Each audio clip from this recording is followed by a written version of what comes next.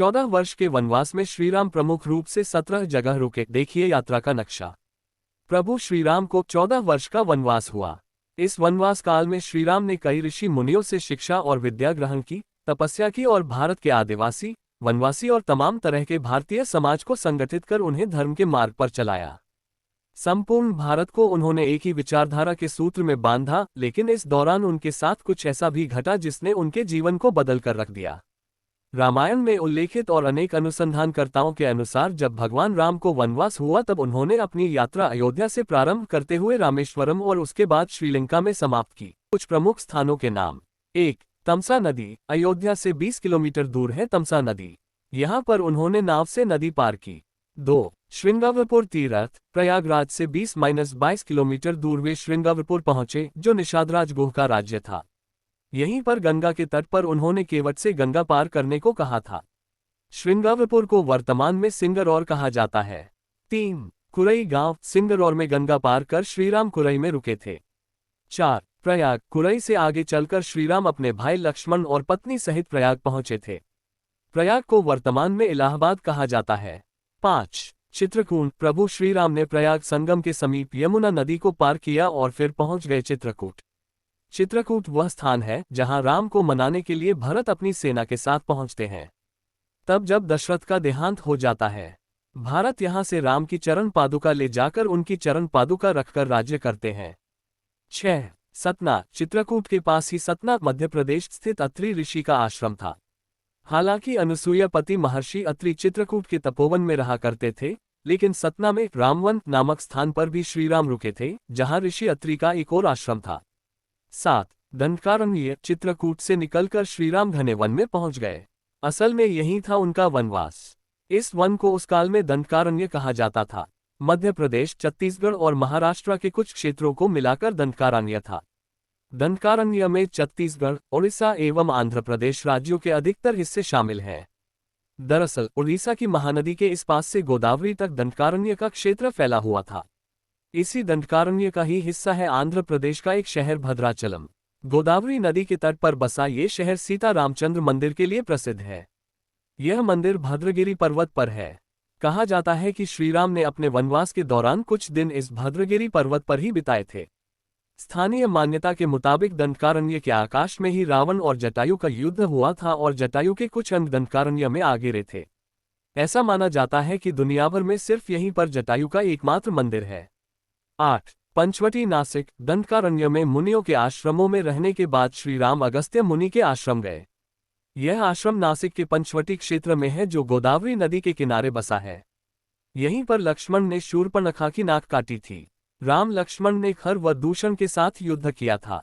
गिद्धराज जटायु से श्रीराम की मैत्री भी यहीं हुई थी। वाल्मीकि रामायण अरण्यकांड में पंचवटी का मनोहर वर्णन मिलता है। 9. सर्वतीर्थ। नासिक क्षेत्र में शूर्पणखा, मारीच और खर व दूषण के वध के बाद ही रावण ने सीता का हरण किया और जटायु का भी वध किया था, जिसकी स्मृति नासिक से 56 किलोमीटर दूर ताकेत गांव में सर्वतीर्थ नामक स्थान पर आज भी संरक्षित है।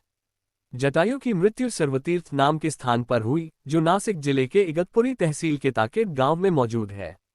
इस स्थान को सर्वतीर्थ इसलिए कहा गया क्योंकि यहीं पर मरणासन जटायु ने सीता माता के बारे में बताया। राम जी ने यहाँ जटायु का अंतिम संस्कार करके पिता और जटायु का श्राद्ध तर्पण किया था। पर्णशाला गोदावरी नदी के तट पर स्थित है कि इस स्थान पर रावण ने अपना विमान उतारा था। इस स्थल से ही रावण ने सीता को पुष्पक विमान में बिठाया था, यानी सीताजी ने धरती यहाँ छोड़ी थी। यहाँ पर राम सीता का प्राचीन मंदिर है। 11. तुंगभद्रा। सर्वतीर्थ और पर्णशाला के बाद श्रीराम लक्ष्मण सीता की खोज में तुंगभद्रा तथा कावेरी नदियों के क्षेत्र में पहुंच गए। तुंगभद्रा एवं कावेरी नदी क्षेत्रों के अनेक स्थलों पर वे सीता की खोज में गए। जटायु और कबंध से मिलने के पश्चात वे ऋषिमुख पर्वत पहुंचे। रास्ते में वे पंपा नदी के पास शबरी आश्रम भी गए, जो आजकल केरल में स्थित है। शबरी जाति से भीलनी थी और उनका नाम था श्रमणा। पंपा तुंगभद्रा नदी का पुराना नाम है। इसी नदी के किनारे पर हम्पी बसा हुआ है। पौराणिक ग्रंथ रामायण में हम्पी का उल्लेख वानर राज्य किष्किंधा की राजधानी के तौर पर किया गया है। केरल का प्रसिद्ध सबरीमलै मंदिर तीर्थ इसी नदी के तट पर स्थित है। 13. ऋषिमुख पर्वत। मलय पर्वत और चंदन वनों को पार करते हुए वे ऋषिमुख पर्वत की ओर बढ़े। यहाँ उन्होंने हनुमान और सुग्रीव से भेंट की, सीता के आभूषणों को देखा और श्रीराम ने बाली का वध किया। ऋषिमुख पर्वत वाल्मीकि रामायण में वर्णित वानरों की राजधानी किष्किंधा के निकट स्थित था। ऋषिमुख पर्वत तथा किष्किंधा नगर कर्नाटक के हम्पी जिला बेल्लारी में स्थित है। पास की पहाड़ी को मतंग पर्वत माना जाता है। इसी पर्वत पर मतंग ऋषि का आश्रम था जो हनुमान जी के गुरु थे। 14 कोडिकरई हनुमान और सुग्रीव से मिलने के बाद श्रीराम ने वानर सेना का गठन किया और लंका की ओर चल पड़े। तमिलनाडु की एक लंबी तटरेखा है जो लगभग 1000 किलोमीटर तक विस्तारित है। कोडिकरई समुद्र तट वेलांकनी के दक्षिण में स्थित है जो पूर्व में बंगाल की खाड़ी और दक्षिण में पाल्क स्ट्रेट से घिरा हुआ है। यहाँ श्रीराम की सेना ने पड़ाव डाला और श्रीराम ने अपनी सेना को कोडिकरई में एकत्रित कर विचार विमर्श किया। लेकिन राम की सेना ने उस स्थान के सर्वेक्षण के बाद जाना कि यहाँ से समुद्र को पार नहीं किया जा सकता और यह स्थान पुल बनाने के लिए उचित भी नहीं है। तब श्रीराम की सेना ने रामेश्वरम की ओर कूच किया। रामेश्वरम समुद्र तट एक शांत समुद्र तट है और यहाँ का छिछला पानी तैरने और सनबेदिंग के लिए आदर्श है। रामेश्वरम प्रसिद्ध हिंदू तीर्थ केंद्र है। महाकाव्य रामायण के अनुसार भगवान श्रीराम ने लंका पर चढ़ाई करने के पहले यहाँ भगवान शिव की पूजा की थी। रामेश्वरम का शिवलिंग श्रीराम द्वारा स्थापित शिवलिंग है।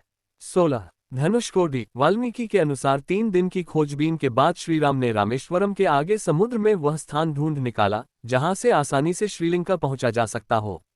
उन्होंने नल और नील की मदद से उक्त स्थान से लंका तक का पुनर्निर्माण करने का फैसला लिया।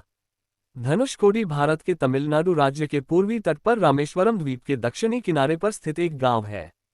धनुषकोडी पंबन के दक्षिण पूर्व में स्थित है। धनुषकोडी श्रीलंका में तलैमन्नार से करीब 18 मील पश्चिम में है।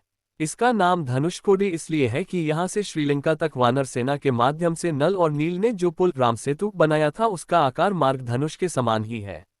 इन पूरे इलाकों को मन्नार समुद्री क्षेत्र के अंतर्गत माना जाता है। धनुषकोडी ही भारत और श्रीलंका के बीच एकमात्र स्थलीय सीमा है जहां समुद्र नदी की गहराई जितना है जिसमें कहीं कहीं भूमि नजर आती है। 17 नुवारा एलिया पर्वत श्रृंखला वाल्मीकि रामायण अनुसार श्रीलंका के मध्य में रावण का महल था। नुवारा एलिया पहाड़ियों से लगभग 90 किलोमीटर दूर बांद्रवेला की तरफ मध्य लंका की ऊंची पहाड़ियों के बीचों बीच सुरंगों तथा गुफाओं के भंवर जल मिलते हैं। यहाँ ऐसे कई पुरातात्विक अवशेष मिलते हैं जिनकी कार्बन डेटिंग से इनका काल निकाला गया है। श्रीलंका में नुवारा एलिया पहाड़ियों के आसपास स्थित रावण फॉल, रावण गुफाएं, अशोक वाटिका, खंडहर हो चुके विभीषण के महल आदि की पुरातात्विक जांच से इनके रामायण काल के होने की पुष्टि होती है। आजकल भी इन स्थानों की भौगोलिक विशेषताएं, जीव, वनस्पति तथा स्मारक आदि बिल्कुल वैसे ही हैं जैसे कि रामायण में वर्णित किए गए हैं। श्री वाल्मीकि ने रामायण की संरचना श्रीराम के राज्याभिषेक के बाद वर्ष 5075 ईपू के आसपास की है। 4/1-2 श्रुति स्मृति की प्रथा के माध्यम से पीढ़ी दर पीढ़ी परिचालित रहने के बाद वर्ष 1000 ईपू के आसपास इसको लिखित रूप दिया गया है।